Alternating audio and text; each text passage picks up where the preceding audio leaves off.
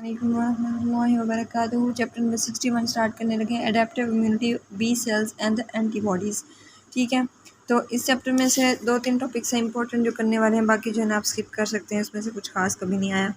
ठीक है, तो उसमें पहला है कि जो है ना B cell activation. B cell activation कैसे होते हैं, तो उसमें जो है ना बी सेल जिनमें प्लाज्मा सेल्स में कन्वर्ट होना होते तो उनको जो एक्टिवेशन है उनकी कैसे होती है, दो तरह से होती है। टी सेल इंडिपेंडेंट होती है और टी सेल डिपेंडेंट रिस्पॉन्स होता है। जो टी सेल इंडिपेंडेंट रिस्पॉन्स होता है ना, ये पॉलीसेकेराइड्स के रिस्पॉन्स में होती है। लाइक इसमें एंटीजन जो है ना कोई पॉलीसेकेराइड होगा, उसमें कोई प्रोटीन वगैरह नहीं होगी। ठीक है, और वो पॉलीसेकेराइड जो है ना आके उनकी आईजीएम रिसेप्टर्स की जो है ना क्रॉस लिंकिंग करेगा। इसके अलावा कुछ और इन्फ्लामेटरी मीडिएटर्स होंगे, like pattern associated molecular patterns हो गए, या फिर कॉम्प्लीमेंट रिसेप्टर CR2। ठीक है, जो कि C3b को जो है ना रिकॉग्नाइज करेगा। इसी जो है ना ये एडजुवेंट वैक्सीन भी हो सकती है जो कि बी सेल को एक्टिवेट कराएगी विदाउट टी सेल। इसमें याद रखने के जो टी सेल इंडिपेंडेंट है उसमें टी सेल की इन्वॉल्वमेंट नहीं है। ठीक है, और कोई इन्फ्लामेटरी सोर्सेज हैं उनके ज़रिए जो है ना वो हो रही है, यहाँ पे लिखा हुआ है अलहदा से। ठीक है, इन्फ्लामेटरी सोर्सेज वगैरह से जो है ना ये एक्टिवेट हो रही है, और ये बी फॉलिकल्स के अंदर नहीं होता, बी फॉलिकल से आउटसाइड होती है ये एक्टिवेशन। और जो इसमें एंटीबॉडीज़ बनती हैं वो शॉर्ट लिव्ड होती हैं और जो है ना नॉन स्पेसिफिक होती हैं। ठीक है, और मेनली जो एंटीबॉडी बनती है वो IgM बनती है, IgG भी बनती है लेकिन वो बहुत थोड़ी अमाउंट में बनती है। ठीक है, इसके बाद जो है ना जो सेकंड है ना टी सेल डिपेंडेंट एक्टिवेशन। जो T cell dependent activation most significant है हमारा। ठीक है, मोस्ट इंपॉर्टेंट यही होता है टी सेल डिपेंडेंट एक्टिवेशन। तो इसमें भी एंटीजेंस जो है ना लार्ज मॉलिक्यूल्स ही होंगे, लाइक लिपिड पॉलीसेकेराइड या न्यूक्लिक एसिड कंपोनेंट्स होंगे, लेकिन उनमें जो एंटीजन है ये जो उनमें कुछ ना कुछ हद तक प्रोटीन कंपोनेंट ज़रूर होगा, कोई पेप्टाइड ज़रूर होगा। जो टी सेल इंडिपेंडेंट पढ़ी थी ना हमने, इसमें पढ़ा था कि सिर्फ पॉलीसेकेराइड की रिस्पॉन्स में हो रही थी, जबकि जो ये है ना इसमें जो ना इसमें पॉलीसेकेराइड अगर है तो उसके साथ कुछ प्रोटीन कोई लगी हुई होगी, कोई पॉलीसेकेराइड पेप्टाइड कॉम्पोनेंट होगा, तभी जो ना ये एक्टिवेट हो जाएगा बी सेल। जो है ना इसको पहले क्या हो गया, जो डेंड्रिटिक सेल्स है, डेंड्रिटिक सेल्स जो है ना प्रेजेंट करेंगे उस पेप्टाइड वगैरह को, जो फॉरेन एंटीजन है उसको हेल्पर सेल्स को, टी फॉलिकुलर हेल्पर सेल्स को प्रेजेंट करेंगे। वो जो है ना टी फॉलिकुलर हेल्पर सेल्स जो है ना जब एक्टिव हो जाएंगे तो फिर क्या करेंगे, वो बी सेल्स को जो है ना उसकी प्रोलिफरेशन में, उसकी डिफ्रेंशिएशन में जो है ना हेल्प करेंगे, और वो एक बी सेल से प्लाज्मा सेल में चेंज हो जाएगा और फिर जो है ना एंटीबॉडीज़ जो है ना प्रोड्यूस करेगा। इसके बाद जो है ना इसके बाद यदि class switching and affinity maturation, ये इसके जो है ना ये जो पॉइंट्स हैं ना ये करने हैं, लेकिन मैं एक नज़रिए से ना समझा देती हूँ क्लास स्विचिंग कैसे होती है और एफिनिटी मैचुरेशन क्या है। तो क्लास स्विचिंग यही है कि जो है प्लाज्मा सेल्स जो है ना शिफ्ट हो जाते हैं एक क्लास से दूसरी क्लास तक। स्विच्ड प्लाज्मा सेल्स जब बन जाते हैं ना, तो पहले मैंने बताया हुआ कि जो है अगर IgM पहले प्रोड्यूस कर रहा था, तो अब अगर IgA पे स्विच हो गया तो अब सारे थ्रू आउट द लाइफ जो है ना IgA प्रोड्यूस करेगा। इसी तरह जो है इनकी स्विचिंग होती है। ठीक है, तो ये होता है कि जब मैंने जैसे पहले बताया कि ना टी फॉलिकुलर हेल्पर सेल जो है ना जब रिकॉग्नाइज कर लेता है एंटीजन को, तो ये बी सेल्स को एक्टिवेट कराते हैं। बी सेल्स को ना ये दो तरह के सिग्नल देते हैं, एक तो CD40 लिगेंड मॉलिक्यूल्स देता है। ठीक है, CD40 लिगेंड मॉलिक्यूल्स अपने ऊपर एक्सप्रेस करते हैं जो कि बी सेल्स के ऊपर जो है ना CD40 के साथ जो है ना बाइंड करते हैं। दूसरा ये है कि जो है ना ये इंटरल्यूकिन्स जो है ना उसको वो करता है, इंटरल्यूकिन्स प्रोड्यूस करता है।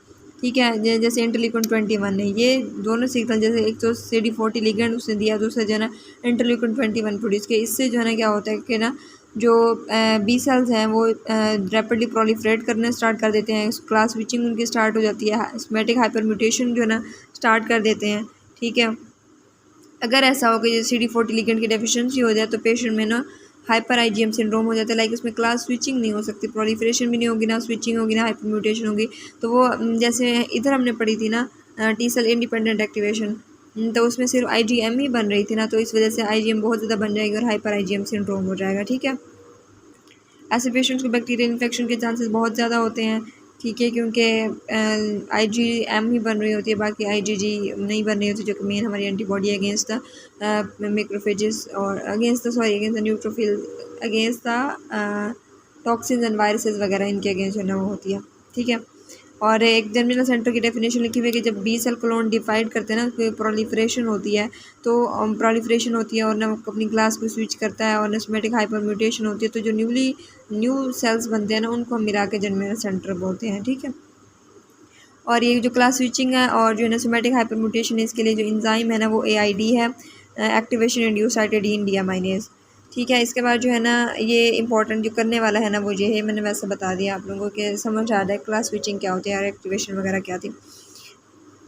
इसके बाद है जी कि अब 20 साल जो सिग्नल रिसीव करेगा तो वो कौन कौन सी क्लास स्विच करेगा, लाइक कौन सी एंटीबॉडी कब बनाएगा। अगर वो इंटरलिकन 21, मैंने बताया कि इंटरलिकन 21 में जो है CD40 लिगेंड जो है ना एक्सप्रेस करता है ये टी फॉलिकुलर हेल्पर सेल। तो इंटरलिकन 21 के साथ अगर इंटरफेरॉन गैमा हो तो IgG प्रोड्यूस करेगा, क्योंकि interferon gamma B macrophage activation के साथ एसोसिएटेड और IgG का काम भी यही है ऑप्सोनाइजेशन वगैरह करना में उनकी बैक्टीरिया माइक्रोब्स वगैरह की। इसके बाद अगर जो है ना इंटरल्यूकिन 4 लगा हुआ तो IgE प्रोड्यूस करेगा।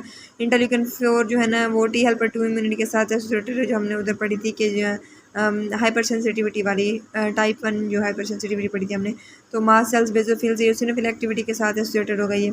और इंटरल्यूकिन 2 के साथ अगर म्यूकोजल साइटोकाइंस हो तो IgA प्रोड्यूस करेगा हमारा बी सेल, क्योंकि जो है ना ये साइटोकाइंस म्यूकोजल बैरियर में जो साइटोकाइंस होते हैं वो इन्हीं यही एंटीबॉडी की प्रोडक्शन कराते हैं। ठीक है, और ये एंटीबॉडी हमारी म्यूकोजल सरफेस में ही होती है, लेकिन GIT जेनेटिक यूरिनरी ट्रैक्ट में। ठीक है, इसके बाद जो है ना और इसमें कुछ नहीं करने वाला। इसके बाद है जो जब प्राइमरी रिस्पॉन्स क्या है एंटीबॉडीज़ का, और जो है ना सेकेंडरी रिस्पॉन्स क्या है in response to the primary response of the B cells in response to the antigen. ठीक है, और ये सेकेंडरी रिस्पॉन्स री एक्सपोयर जब होगा ना एंटीजन का, तब जो है ना ये सेकेंडरी रिस्पॉन्स होगा।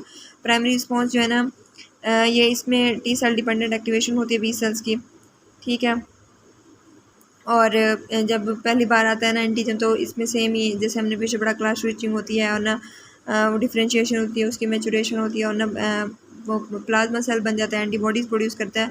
लेकिन जो प्राइमरी रिस्पॉन्स में एंटीबॉडीज़ होती है इनको एक तो बनने में देर लग जाती है। ठीक है, लाइक एंटीजन के एक्सपोयर के 7 से 10 दिन के बाद जो है ना बनती हैं, और डिपेंड करता है कि जो है ना इनकी डोज़ कितनी थी, जो एंटीजन आया था उसकी डोज़ क्या थी, कितनी देर तक रहा, उसने कितनी देर तक इन्फेक्शन कॉज किया, या फिर उसकी नेचर कैसी थी, इन चीज़ों पर डिपेंड करता है। और जो पहली एंटीबॉडी बनती है प्राइमरी रिस्पॉन्स में वो IgM होती है, उसके बाद IgG, उसके बाद IgE और जो है ना IgA। तो एक बात यह है कि जो है जो स्विच्ड प्लाज्मा सेल्स होते हैं वो throughout the life switched ही रहते हैं। ठीक है, इसके बाद सेकेंडरी रिस्पॉन्स ये तब होगा जब जो है ना कुछ जो है ना ऐसा हो सेकंड एक्सपोयर हो। सेकंड एक्सपोयर पे क्या होगा कि जब जैसे प्राइमरी रिस्पॉन्स में हमने कहा था ना कि जो है ना बी सेल्स एंटीबॉडीज़ बनाई थी। ठीक है, बी सेल्स जो है ना प्लाज्मा सेल्स पे कन्वर्ट हो गए थे। इनमें से कुछ जो एक्टिवेटर बी सेल्स होते हैं वो मेमोरी बी सेल्स बना देते हैं। मेमोरी बी सेल्स क्या करते हैं, ये क्विसेंट रहते हैं, जब सेकंड एक्सपोयर होते हैं तब ये एक्टिव होते हैं, उस दौरान फर्स्ट एक्सपोयर के दौरान ये एक्टिव नहीं होते। ठीक है, जब सेकंड एक्सपायर होगा तो फिर जो है ना इनका जाहिर सी बात है जो है ना ये एक्टिव हुए होंगे तो जल्दी एंटीबॉडीज़ वगैरह बनेंगी मेमोरी बी सेल से, और जो है ना 3 to 5 डेज जो है ना इसमें लैग पीरियड आएगा, और जो है ना इसमें एंटीबॉडीज़ का लेवल पहले इसकी निस्बत जो है ना ज़्यादा बढ़ा हुआ होगा। इस वजह से जो सेकंड डोज लगवाते हैं ना वैक्सीन की, तो उससे ज़्यादा बूस्टर इफेक्ट आता है बनिस्बत फर्स्ट डोज के, क्योंकि बी सेल्स के मेमोरी बी सेल्स जो है ना बड़े हुए थे बॉडी में, जैसे हमने उधर पढ़ा था मेमोरी टी सेल्स पढ़ा था वैसे सेम ही है। ठीक है, अभी मेमोरी सेल्स क्या करेंगे जब जो है ना सेकेंड एंटीजन आ गया तो वे जो है ना जिनमें पहले भी एफिनिटी मैचुरेशन हो चुकी है, हमने अभी पढ़ी कि स्विचिंग वगैरह प्रोलिफरेशन, अब जब सेकेंड एंटीजन है तो ये फर्दर प्रोलिफरेट करेंगे, नया जर्मिनल सेंटर बनाएंगे, और जो है ना फर्दर फिर फॉलिकुलर हेल्पर सेल जो है ना इनको एक्टिवेट करेगा, और जो है ना फिर क्या होगा जो एंटीबॉडीज़ बनेगी वो ज़्यादा हाई एफिनिटी की होगी, लाइक वो एंटीजन के अगेंस्ट जो है ना ज़्यादा स्ट्रॉन्गली वर्क करेंगी।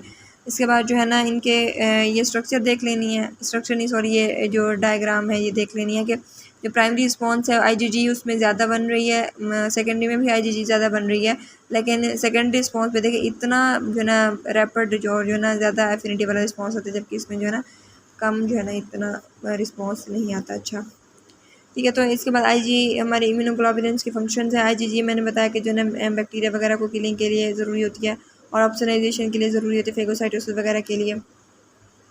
इसके अलावा बैक्टीरियल टॉक्सिन वायरसेस को किल करती है। IgA जो है ना सिक्रेटरी होती है, ये बैक्टीरियन वायरसेस की म्यूकस मेम्ब्रेन के ऊपर अटैचमेंट नहीं होने देती। जो IgM है ये जो है ना प्राइमरी रिस्पॉन्स में प्रोड्यूस होती है, और जो है ना ये कॉम्प्लीमेंट फिक्सेशन करती है, और जो है ना इसका कोई खास सच फंक्शन नहीं है। IgD जो है ना ये माइक्रोब्स की सेल वॉल पे होती है। IgE जो है ना हाइपर सेंसिटिविटी रिएक्शन में इन्वॉल्व होती है, मीडिएटर्स वगैरह रिलीज करवा के। इसके अलावा डिफेंस प्रोवाइड करती है अगेंस्ट हेलमिंथिक और वॉर्म इन्फेक्शन के अगेंस्ट।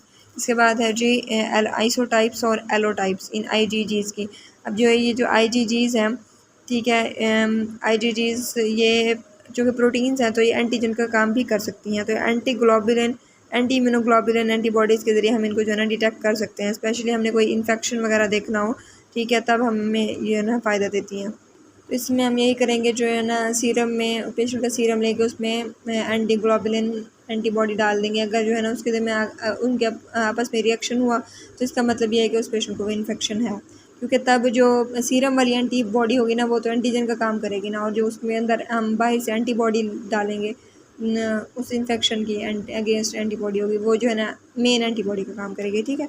इसके बाद जो है ना एक तो ये कि इन्फेक्शन को पता चला सकते हैं, और दूसरा ये है कि जो है ना सेल्फ रिएक्टिव एंटीबॉडीज़ का लेवल भी हम जो है चेक कर सकते हैं। इसके बाद आइसोटाइप और एलोटाइप की डेफिनेशन। आइसोटाइप यही होता है कि जो ना इम्यूनोग्लोबुलिन्स का जो FC रीजन है उसमें अमाइनो एसिड का डिफरेंसेस होता है। लाइक अमाइनो एसिड डिफरेंसेस की वजह से हमने इनकी डिफरेंट क्लासेस की, IgM, DE वगैरह, ये सारी आइसोटाइप्स हैं। एलोटाइप्स ये होती है कि जो है ना इनके में जो जीन्स होते हैं, जीन्स जो है ना जो इनको बनाने के, इनकी लाइट चेनों को हैवी चेन बनाते हैं, उनके लिए जीन्स जो है ना पॉलीमॉर्फिक होते हैं, और डिफरेंट इंडिविजुअल्स में डिफरेंट जो है ना IgG और डिफरेंट IgM बनती हैं, ठीक है, डिफरेंट प्रॉपर्टीज़ वाली। इसको हम कहते हैं एलोटाइप। एलोटाइप्स इंडिविजुअल के अगेंस्ट अमाउंट वेरी करती हैं, और आइसोटाइप्स में IgGs आपस में जो है ना अमाइनो एसिड का डिफरेंस होता है सीक्वेंस का, ठीक है। तो ये प्रॉपर्टीज़ ऑफ ह्यूमन IgGs ये जो है ना करनी है, कौन सी मोनोमर है, कौन सी डाइमर है, ये जो है ना इम्पोर्टेंट है, और कौन सी प्लेसेंटा को क्रॉस करती है, कौन सी जो है ना कॉम्प्लीमेंट फिक्सेशन के लिए रिस्पॉन्सिबल है। प्लेसेंटा का तो पता है ना कि जो है ना IgG ही क्रॉस करती है, कॉम्प्लीमेंट भी यही फिक्स करती है। इसके साथ में ऑप्सोनाइजेशन भी कर रही होती है। सिक्रीशन में मैंने जैसे बताया कि कौन सी थी, IgA थी। इस तरह जो है ना एलर्जिक रिस्पॉन्स में IgE थी। इस तरह जो है ना antigen receptor on the B cell, वो जो है ना हमने IgM का पढ़ा था, ठीक है। तो ये कर लेना आपने। इसके बाद है antibodies in the fit, structure of immunoglobulins, ये जो है ना देखनी है। IgA मोनोमर दिखाया हुआ है यहाँ पे, उनके दरमियान J चेन है, और एक डाइमर है, और एक पेंटामर दिखाई हुई है उनके सेंटर में, एक जो है ना कॉम्प्लीमेंट बाइंडिंग डोमेन है। इसके बाद जो है ना IgG मोनोमर है दिखाया हुआ है, IgA सेक्रेटरी डाइमर है, इसके दरमियान एक सेक्रेटरी एडिशनल प्रोटीन है। इसके बाद जो है ना एंटीबॉडीज़ इन द फीटस, जो फीटस में एंटीबॉडीज़ होती है वो मेनली IgG होती है, जो कि मैटरनल ब्लड के थ्रू आती है। फीटस के ब्लड में मेनली IgG होती है, तो इसलिए बच्चे में जो है इन्फेक्शन के साथ कॉम्बैट करने की कैपेसिटी नहीं होती है। लेकिन अगर ऐसा हो कि कॉन्जेनिटल सिफिलिस हो गया बच्चे को, तो थोड़ी हद तक जो है ना वो एंटीबॉडीज़ बनाने की कोशिश कर लेता है, ठीक है। और ये कि जो IgG का लेवल है ये 3 to 6 मंथ तक जो है ना डिक्लाइन होना स्टार्ट हो जाता है। पहले तो ये जो है ना डिफेंस प्रोवाइड करते हैं, लेकिन जो है ना बाद में कम होने शुरू हो जाती है। इस वजह से जो पहली वैक्सीन बच्चे को लगती है ना, वो यूजुअली रेकमेंड करते हैं कि 2 महीने तक लगा दें। इसके बाद chapter number 66 tolerance and autoimmune disease में सिर्फ 2 टॉपिक करने वाले हैं सिर्फ। एक तो डिफरेंस हमने याद रखना है पेरिफेरल टॉलरेंस और सेंट्रल टॉलरेंस का, ठीक है। तो जो है ना पेरिफेरल सेंट्रल टॉलरेंस क्या होती है, जो है ना with in the tolerance basically क्या होती है, टॉलरेंस ये होती है कि जो है ना इम्यून टॉलरेंस होती है lack of responsiveness to the antigen, ठीक है। एंटीजन के अगेंस्ट जो है ना रिस्पॉन्स नहीं करता। तो टॉलरेंस एक कोई बुरी चीज़ नहीं है, एक अच्छी चीज़ है। हम बेसिकली जब एंटीजन की बात करें तो सेल्फ एंटीजन की बात करें कि सेल्फ एंटीजन के अगेंस्ट जो है ना हमारा इम्यून सिस्टम रिस्पॉन्ड नहीं कर रहा, तो इसको जो है ना टॉलरेंस कह रहे हैं। तो सेंट्रल ये होती है कि जो ना जो थाइमस के अंदर होती है, और जो पेरिफेरल होती है वो पेरिफेरल ऑर्गन्स में हो रही होती है, ठीक है। तो थाइमस के अंदर जो सेंट्रल टॉलरेंस होती है उसमें पॉजिटिव सिलेक्शन भी होती है, नेगेटिव सिलेक्शन भी होती है, उसके ज़रिए हम ना किल करते हैं। ये हमने पहले पढ़ा हुआ है चैप्टर नंबर 59 में हमने पढ़ा था कि जो है ना पॉजिटिव नेगेटिव सिलेक्शन में हमने पढ़ा था। एक को बता देती हूँ कि जो है ना जो पॉजिटिव सिलेक्शन हमने पढ़ी थी वो ये पढ़ी थी कि जो है ना जब MSC proteins, self MSC proteins के साथ हमारा अगर बाइंड कर रहा है अगर उसको रिकॉग्नाइज़ कर रहा है T सेल, तो हम इसको जो है ना सर्वाइव करेगा वो T सेल, और फिर जो है ना उसको आगे भेज देंगे सेकेंडरी लिम्फॉइड ऑर्गन में। तो फिर वहाँ पे नेगेटिव सिलेक्शन होगी, वहाँ पे नेगेटिव सिलेक्शन, वहाँ पे एंटीजन सिखाई जाएंगी, और अगर एंटीजन सेल्फ एंटीजन के अगेंस्ट जो है ना रिएक्ट किया उसने, तो फिर उसको किल कर दिया जाएगा एपोप्टोसिस। इसको हम नेगेटिव सिलेक्शन हमने कहा था। इसके बाद जो है ना एक होता है ऑटोइम्यून रेगुलेटर। ऑटोइम्यून रेगुलेटर होता है AIRE। ये क्या कराते हैं, जो ना ये सेल्फ प्रोटीन्स की सिंथेसिस कराते हैं इन द थाइमस। अगर इसकी म्यूटेशन हो जाए तो इस ऑटोइम्यून डिजीज होती है पॉलीएंडोक्राइनोपैथी, ठीक है। अब इसके बाद जो है ना पेरिफेरल टॉलरेंस। पेरिफेरल टॉलरेंस ये है कि जो पेरिफेरल टिश्यू जो है ना हमारे रिस्पॉन्ड करना, पेरिफेरल टिश्यू में जो T सेल्स हमारे पड़े हैं, वो T सेल्स हमारे एंटीजेंस को जो है रिस्पॉन्ड करना छोड़ देंगे। तो अब वो क्यों करेंगे, ये पेरिफेरल टॉलरेंस पहले तो ये जानने के लिए ये जानना ज़रूरी है कि ये क्यों ज़रूरी है। पेरिफेरल टॉलरेंस इस वजह से ज़रूरी है क्योंकि थाइमस में बेशक किलिंग हो रही है सेल्फ रिएक्टिव T सेल्स की, लेकिन कुछ ऐसी जो है ना एंटीजन सेल्फ एंटीजन्स होते हैं जिनको जो है ना वो एक्सप्रेस नहीं कर पाता थाइमस, वो बच जाती हैं। तो इस वजह से जो है पेरिफेरल ज़रूरी होती है। और दूसरा ये है कि जो है ना हमारा माइक्रोबायोम है, माइक्रोबायोम जो नॉर्मली हमारी, मैंने बताया था, हमारी फ्लोरा है, हमारी गट का, हमारी स्किन के ऊपर है। तो ये फ्लोरा, इसके अगेंस्ट भी जो है ना हमने इम्यून रिएक्शन को एक्टिव नहीं कराना होता। तो इसलिए जो है ज़रूरी है। इसमें इसके मैकेनिज़्म में ये तो या तो ये है कि जो है टी सेल्स एक्टिवेट हों लेकिन जो है को स्टिमुलेटर ना हो, तो जो है ना एनर्जी हो गई, एनर्जी मतलब वही अनरिस्पॉन्सिवनेस हो जाएगी उसको। दूसरा ये है कि जो है ना naive T cell effective T cell बने, लेकिन उसको जो है ना रेगुलेटरी टी सेल जो है ना सप्रेस कर दे, कि रेगुलेटरी टी सेल्स की में एबिलिटी होती है कि वो जो है दूसरे टी सेल्स को जो है ना सप्रेस कर रहा होता है। इसके बाद ये है कि जो है ना या नेव टी सेल जो है ना खुद टी रेगुलेटरी सेल्स में जो है ना वो डिफ्रेंशिएट हो जाए और ना उसमें आप बाकी सेल्स को फिर सप्रेस कर दे। तो अब टी रेगुलेटरी सेल्स कैसे बनते हैं, उसमें पहला जो मैकेनिज़्म ये है कि जो है ना इंटरलेकन टू जो है ना टी रेगुलेटरी सेल्स में ना हाई उसका जो है ना रिसेप्टर होता है। तो इस वजह से जब इंटरलेकन टू को वो ज़्यादा यूटिलाइज़ करते हैं तो बाकी टी सेल्स के लिए इंटरलेकन टू की डेफिशिएंसी हो जाती है। दूसरा ये कि CTLA साइटोटॉक्सिक लिम्फोसाइट एंटीजन जो कि को स्टिमुलेटरी सिग्नल को जो है ना ब्लॉक करती है। इसके अलावा जो है इंटरलेकन 10 और ट्रांसफॉर्मिंग ग्रोथ फैक्टर बीटा है जो कि इम्यूनो सप्रेशन का काम करते हैं, हमने इन्फ्लेमेशन में पढ़ा हुआ है। इसके बाद ये वाला टेबल करना है ऑटो इम्यून डिजीज़ वाला, ये तो MCQ के लिए आसे और इसको अपने किराए में करना, तो इसमें कुछ समझाने वाला नहीं है। मैकेनिज़्म है ऑटो इम्यूनिटी के। ऑटो इम्यूनिटी में कुछ मैकेनिज़्म है, मॉलिक्यूलर मिमिक्री है, रिलीज ऑफ एंटीजेंस है और ये अल्ट्रेशन ऑफ प्रोटीन्स वगैरह। तो इसमें पहले मॉलिक्यूलर मिमिक्री देख लेते हैं। मॉलिक्यूलर मिमिक्री ये होती है कि जो हमारे बैक्टीरिया और वायरसेस वगैरह हैं, ये एक तो हमारी बॉडी में आयरन इन्फेक्शन कॉज किया, इनके ऊपर जो एपिटोप लगी होती है या एंटीजन होती है, जो प्रोटीन जो प्रेजेंट करते हैं वो हमारी बॉडी की नॉर्मल प्रोटीन्स के साथ, नॉर्मल एंटीजेंस के साथ, हमारी सेल्फ एंटीजेंस के साथ मिलती जुलती होती है। इसलिए जब इन्फेक्शन ख़त्म हो जाता है तब वो जो एंटीबॉडीज़ होती हैं वो हमारे नॉर्मल बॉडी प्रोटीन्स को समझती हैं कि शायद इनमें फ़ौरन है और उनके अगेंस्ट जो है ना एक्शन स्टार्ट कर देती हैं। मॉलिक्यूलर मिमिक्री में यही है कि इसके जैसे शिगीला और क्लैमिडिया इन्फेक्शन है, इसके बाद जो है ना रिएक्टिव आर्थराइटिस हो जाती है। और इसी तरह ग्लीलन बेयर सिंड्रोम हो जाता है कंपाइलोबैक्टर इन्फेक्शन के बाद। इसी तरह पोस्ट स्ट्रेप्टोकोकल हमने जो पढ़ा था इन्फेक्शन, तो उसमें जो है ना एंटीबॉडी जो एम प्रोटीन स्ट्रेप्टोकोकस के एम प्रोटीन्स के अगेंस्ट बनती है, वो हमारे हार्ट के मायोसिन के साथ रिएक्ट करती है और ना रिमेटिक फीवर हो जाता है पेशेंट को। तो इसमें जो है ना मैकेनिज्म मॉलिक्यूलर मिमिक्री में हाइपोथेसिस जो दिया गया वो पहला ये है कि जो इन्वायरमेंट ट्रिगर जो है ना मिमिक्स के तौर पर जो है ना रिजेंबल करते हैं, जो बाहर से एंटीजेंस आती हैं वो ऐसे लगती हैं कि जो है ना मिमिक है, लाइक हमारी बॉडी प्रोटीन से जो है ना मिलती जुलती होती हैं, इसलिए बॉडी जो है ना उनको मिस डायग्नोज कर लेती है।